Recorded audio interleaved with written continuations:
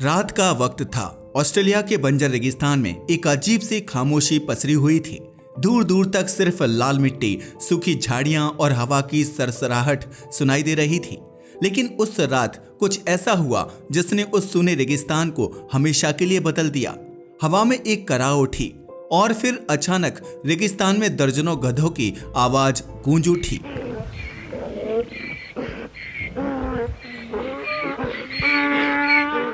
वो जानवर थे जिनकी आंखों में डर, शरीर पर चोट के निशान और सामने सिर्फ अंतहीन वीरान जमीन।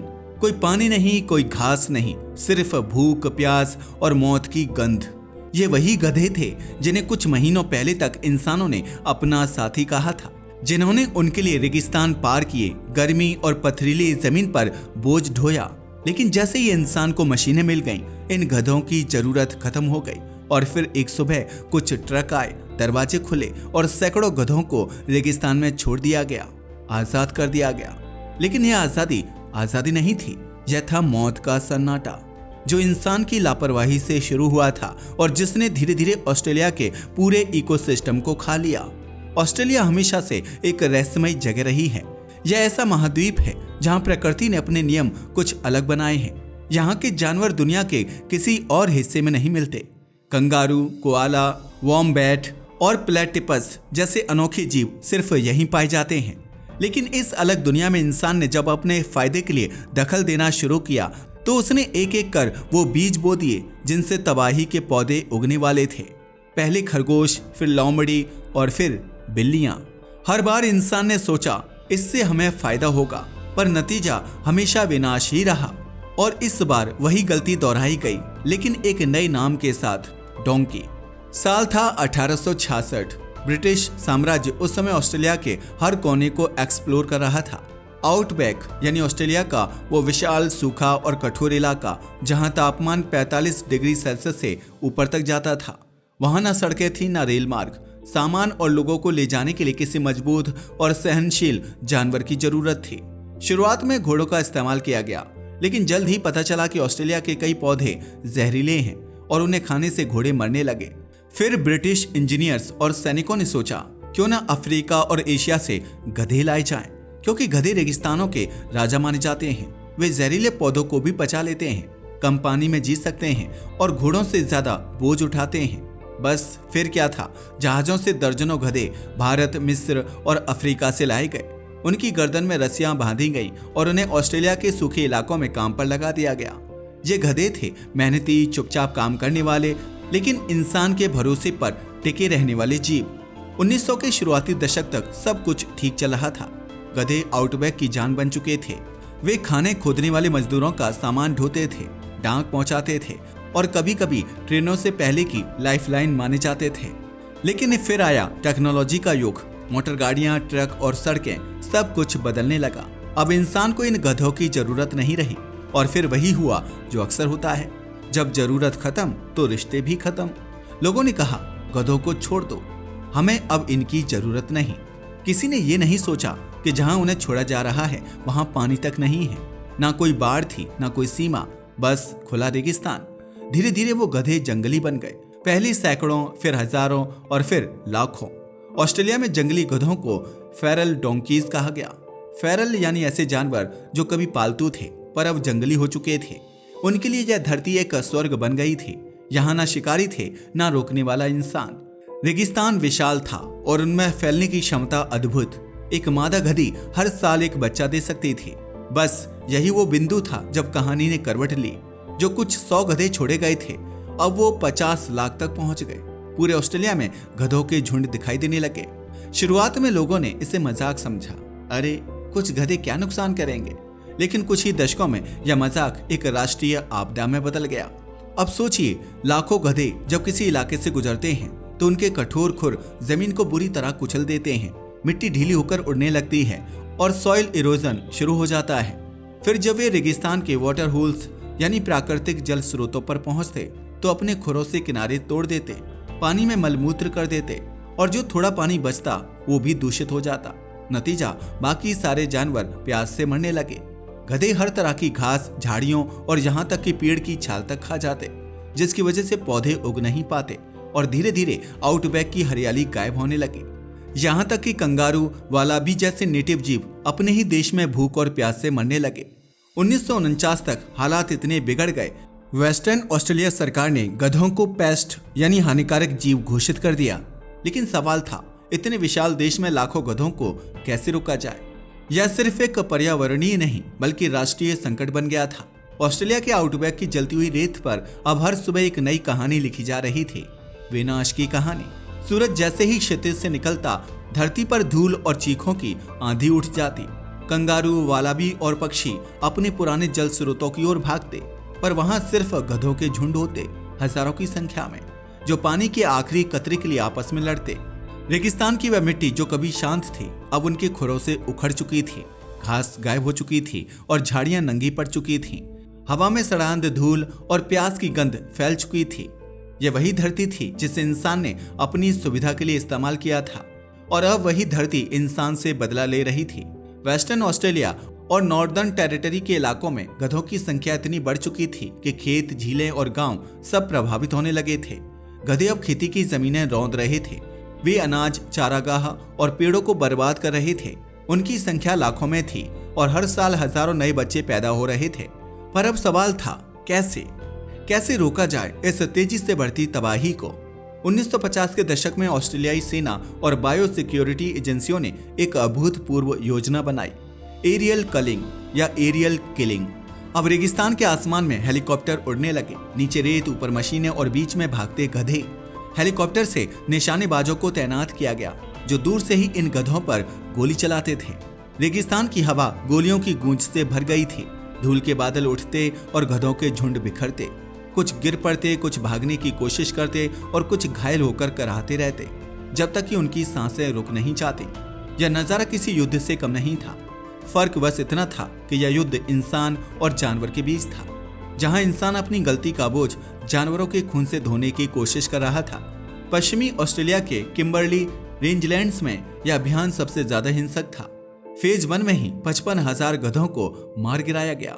55,000 जिंदगियां सिर्फ एक सरकारी योजना के नाम पर। रेत का रंग लाल हो गया था, हवा में बारूद और खून की मिलीजुली गंध थी।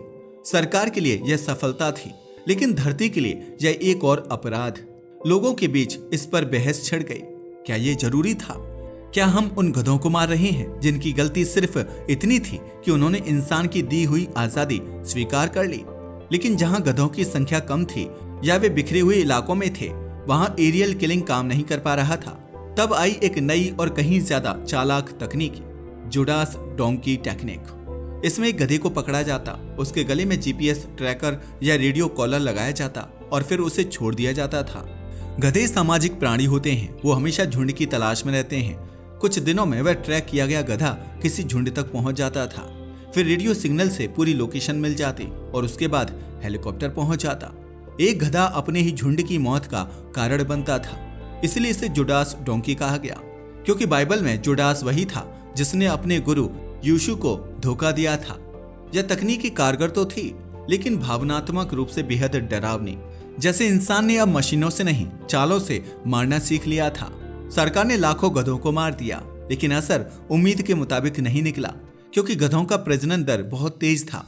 कुछ ही सालों में उनकी संख्या फिर से बढ़ने लगी।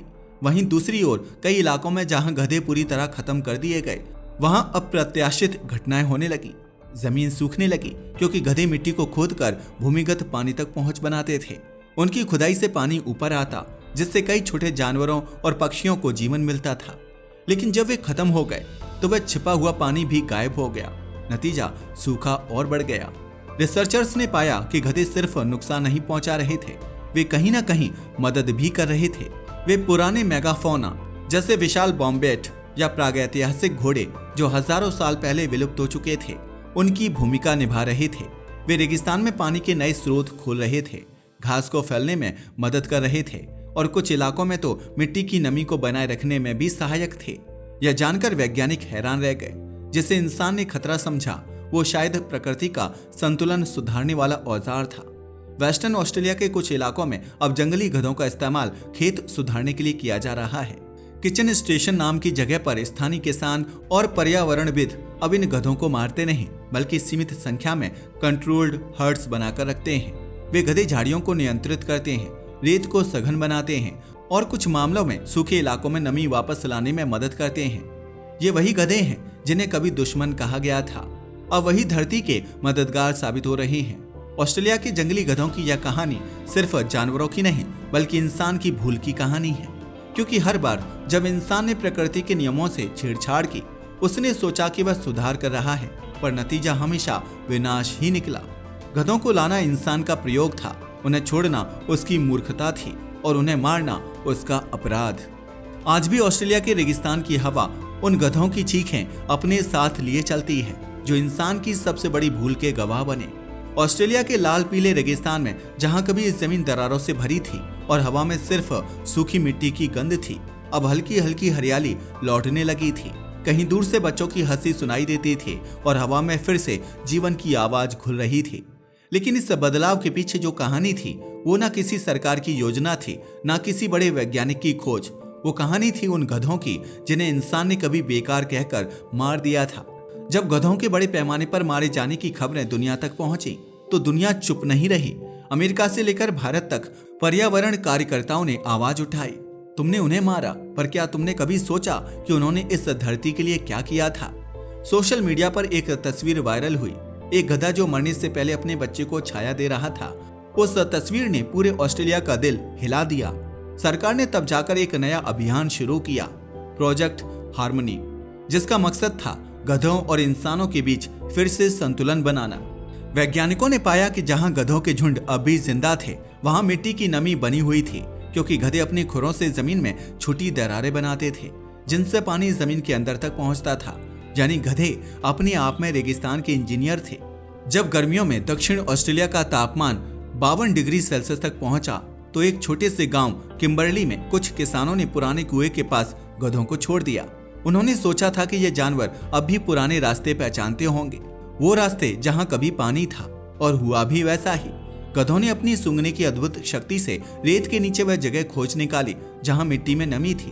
उन्होंने वहां अपनी पैरों से खोदना शुरू किया और कुछ ही घंटों में पानी निकल आया। वो दृश्य ऐसा था जिसे देखकर गांव के बुजुर्ग रो पड़े। उन्होंने कहा, जिन्हें हमने बोझ कहा था, वही आज जीवन दे रहे हैं। धीरे धीरे आसपास के इलाकों में भी यह खबर फैल गई। गधों को मारा नहीं गया, बल्कि संरक्षित क्षेत्र यानी कि सेंचुरी में रखा गया। उनके झुंडों के कारण नमी वापस आई, घास उगी और कुछ सालों में छोटे पेड़ भी पनपने लगे। इंसानों ने तब जाना कि प्रकृति की हर रचना का एक कारण होता है। गधों ने ऑस्ट्रेलिया को यह सिखाया कि कमजोर दिखने वाला जीव भी धरती का रक्षक हो सकता है। पर यह कहानी सिर्फ ऑस्ट्रेलिया तक सीमित नहीं रही।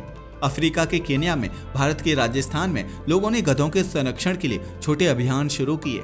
बच्चों को स्कूलों में सिखाया जाने लगा कि गधा सिर्फ मजाक का पात्र नहीं, बल्कि धरती के जल चक्र का हिस्सा है। कई डॉक्यूमेंट्री बनी, desert healers, the forgotten guardians, जिन्होंने पूरी दुनिया को दिखाया कि कैसे इंसान की गलतियां एक जानवर की विनम्रता से सुधर सकती हैं। उस दिन से ऑस्ट्रेलिया के स्कूलों में एक नई प्रतिज्ञा शुरू हुई, हम कभी किसी जीव को बेकार नहीं कहेंगे, क्योंकि हर जीवन इस धरती की धड़कन है। रेगिस्तान अब सिर्फ रेत का मैदान नहीं रहा, वह एक जीवित किताब बन गया, जिसमें गधों की कहानी हमेशा के लिए लिखी गई। आज के लिए बस इतना ही। वीडियो पसंद आया तो इसे लाइक और शेयर करें। धन्यवाद।